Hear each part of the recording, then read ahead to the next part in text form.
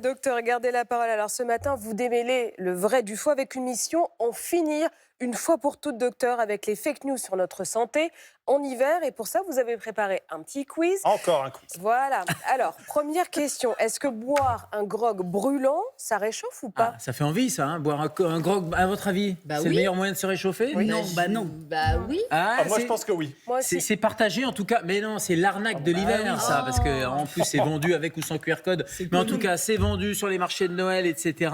L'arnaque de la saison. Parce que le grog ne réchauffe pas. Si j'avais un buzzer, je ferais faux.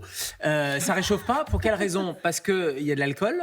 Et l'alcool, ça ne réchauffe pas. Ça vous donne une impression, en fait, de chaleur parce que ça vasodilate.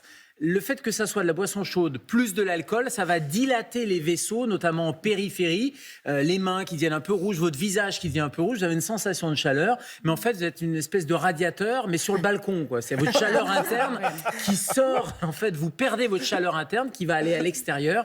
Vous êtes un radiateur pour les oiseaux sur votre balcon, mais pas pour vous. Vous en avez une deuxième? Oui, la bonne tisane ou le chocolat chaud, là, ça réchauffe pour le coup. Alors là, il n'y a pas d'alcool dedans, donc le chocolat chaud et la tisane, ça réchauffe? Oui. Ben non, pareil, ça vous donne l'impression de réchauffement. Pourquoi? Parce que notre corps, il est toujours à 37 degrés. On est des animaux à sang chaud, ça s'appelle de l'hémostasie. Alors c'est faux. Hein, le buzz, comment il fait? On le fait? Allez-y. C'est faux.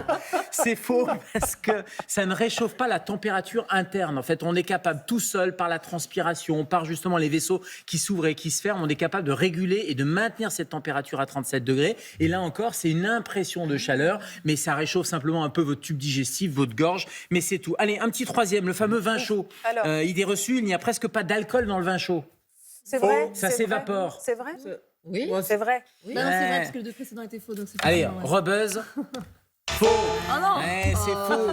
Il y a toujours de l'alcool parce que le point d'ébullition de l'alcool, il est certes pas à 100 degrés. Vous savez, l'eau pour qu'elle boue, c'est 100 degrés. Le point d'ébullition de l'alcool, c'est 78 degrés. Donc ça va s'évaporer un petit peu, mais pas totalement. Et après 30 minutes de vin chaud frémissant, il reste encore 75% d'alcool. Donc autant vous dire qu'il y a encore de l'alcool, que ça réchauffe pas, puisqu'on l'a dit, c'est comme le grog. Et donc c'est pas ça qui va ni vous hydrater, ni vous réchauffer. J'ai pas dit qu'il fallait pas, ça peut faire plaisir.